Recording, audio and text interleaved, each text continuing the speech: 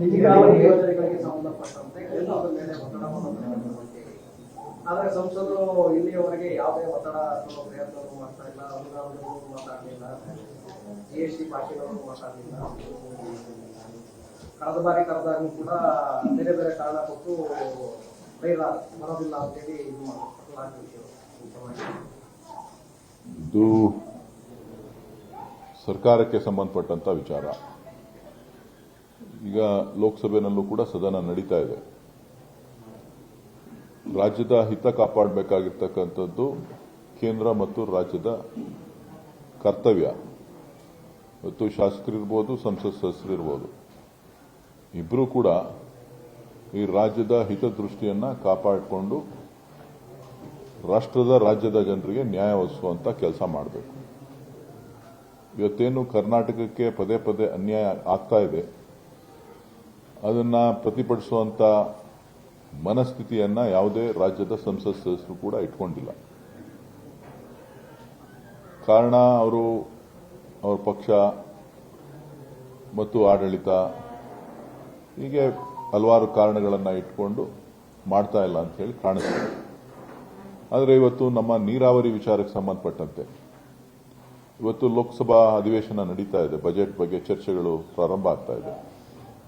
ಇಂಥ ಸಂದರ್ಭದಲ್ಲಿ ನಮ್ಮ ಕಾವೇರಿ ಮೇಕೆದಾಟು ಯೋಜನೆ ಇರ್ಬೋದು, ಮಹದಾಯಿ ಸಂಬಂಧಪಟ್ಟಂತೆ ಇರ್ಬೋದು, ಮತ್ತು ಕೃಷ್ಣಾ ಮೇಲ್ದಂಡೆ ಯೋಜನೆಗೆ ಸಂಬಂಧಪಟ್ಟಂತೆ ಇರ್ಬೋದು, ಕಳಸಾ ಬಂಡೂರಿ ಯೋಜನೆ ಇರ್ಬೋದು, ಇವು 3-4 ಯೋಜನೆಗಳು ಕೂಡ ರಾಜ್ಯದ ರೈತರ ಹಿತದೃಷ್ಟಿಯಿಂದ ಮತ್ತು ಆ ಭಾಗದಲ್ಲಿ ನೀರಾವರಿ ಯೋಜನೆಗಳನ್ನು ಸಂಪೂರ್ಣಗೊಳಿಸಲಿಕ್ಕೆ ಬೇರೆ ರಾಜ್ಯಗಳಿಗೆ ರಾಷ್ಟ್ರದಲ್ಲಿ ಯಾವ ರೀತಿಯಾದಂತಹ ಬೆಂಬಲವನ್ನ, ಹಣಕಾಸಿನ ನೆರವನ್ನ ಕೇಂದ್ರ ಸರ್ಕಾರ ಕೊಡ್ತಾ ಇದೆ, ಅದೇ ರೀತಿ ಕರ್ನಾಟಕಕ್ಕೆ ಕೊಡಬೇಕು ಅಂತಕ್ಕಂಥದ್ದು ಕರ್ನಾಟಕ ಸರ್ಕಾರದ ಒಂದು ಭಾವನೆ. ಆ ಒಂದು ನಿಟ್ಟಿನಲ್ಲಿ ಸಂಸತ್ ಸದಸ್ಯರ ಸಹಕಾರವನ್ನ ಕೋರುವಂಥದ್ದು. ನಾನಿದ್ದಾಗಲೂ ಕೂಡ ಎಲ್ಲ ಸರಿ ಅನೇಕ ಬಾರಿ ಸಂಸತ್ ಸಭೆಗಳಾಗಿದೆ, ಚರ್ಚೆಗಳಾಗಿದೆ. ಸೊ ಇವತ್ತು ಕೇಂದ್ರ ಸರ್ಕಾರ ಕಳೆದ 12 ವರ್ಷಗಳಿಂದ ನರೇಂದ್ರ ಮೋದಿ ಅವರ ಸರ್ಕಾರ ಇರೋದ್ರಿಂದ ಇವತ್ತು ಕರ್ನಾಟಕಕ್ಕೆ ಸಾಕಷ್ಟು ಬಾರಿ ಪ್ರಯತ್ನಗಳು ಮಾಡಿದ್ರು ಕೂಡ, ಅವ್ರ ಸರ್ಕಾರ ಇದ್ದಾಗಲೂ ಮಾಡಿದ್ದಾರೆ, ನಮ್ಮ ಸರ್ಕಾರ ಇದ್ದಾಗಲೂ ಮಾಡಿದ್ರು ಕೂಡ ಯಾವುದೇ ರೀತಿಯ ನ್ಯಾಯ ಸಿಗ್ತಾ ಇಲ್ಲ. ಅದಕ್ಕೆ ದೊಡ್ಡ ಧ್ವನಿಯನ್ನ ಎತ್ತಬೇಕಾದಂಥದ್ದು ನಮ್ಮ ಸಂಸತ್ ಸದಸ್ಯರ ಕರ್ತವ್ಯ. ಆ ಒಂದು ನಿಟ್ಟಿನಲ್ಲಿ ಅವರು ಪ್ರಯತ್ನವನ್ನ ಮಾಡ್ತಾರೆ ಅಂತ ಹೇಳಿ ನಾನು ಭಾವಿಸಿದ್ದೇನೆ.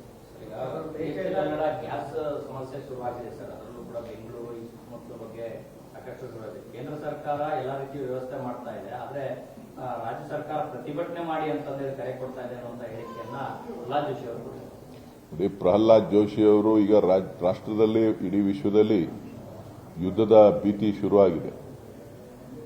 ಸೊ ಅದು ಅನೇಕ ಕಾರಣಗಳಿರ್ಬೋದು.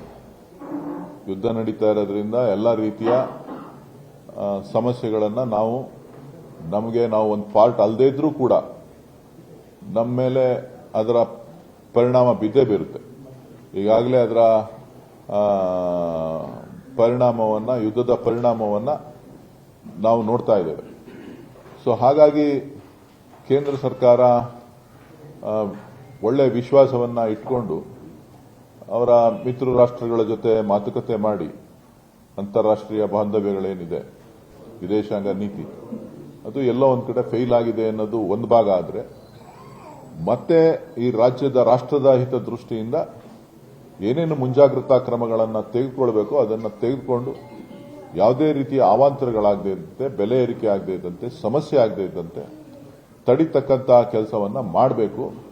ಆರೋಪಗಳನ್ನ ಆರೋಪ ಮಾಡತಕ್ಕಂಥದ್ದು, ಪ್ರತ್ಯಾರೋಪ ಮಾಡತಕ್ಕಂಥದ್ದು, ಇದರಿಂದ ಯಾವುದೇ ರೀತಿಯ ಪ್ರಯೋಜನಗಳಾಗೋದಿಲ್ಲ.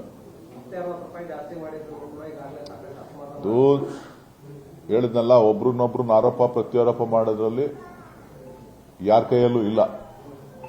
ಏನ್ ಪ್ರಧಾನಮಂತ್ರಿಗಳಾಗ್ಲಿ, ಪ್ರಹ್ಲಾದ್ ಜೋಶಿ ಅವರಾಗ್ಲಿ $60 ಇದ್ದಾಗ ಕಮ್ಮಿ ಮಾಡಿಬಿಟ್ಟು ಜನಕ್ಕೇನು ಕಡಿಮೆ ಬೆಲೆಗೆ ಗ್ಯಾಸ್ ಆಗಲಿ, ಪೆಟ್ರೋಲ್ ಡೀಸೆಲ್ ಆಗಲಿ ಕೊಡಲಿಲ್ಲ. ಸೊ ಸುಮ್ಮನೆ ಅದನ್ನ ಆರೋಪ ಮಾಡೋದನ್ನ ಬಿಟ್ಟು ಪ್ರತ್ಯಾರೋಪಗಳನ್ನು ಮಾಡಿದ ಆಡಳಿತದಲ್ಲಿದ್ದೀರಿ. ಆಡಳಿತದಲ್ಲಿರುವಂತಹ ಸಂದರ್ಭದಲ್ಲಿ ರಾಷ್ಟ್ರದ ಜನರಿಗೆ ನ್ಯಾಯ ಒದಗಿಸುವಂತ ಕೆಲಸವನ್ನ ಮಾಡಿ. ಕೇವಲ ಹೇಳಿಕೆಗಳಿಗೋಸ್ಕರ ಸೀಮಿತ ಆಗೋದು ಬೇಡ.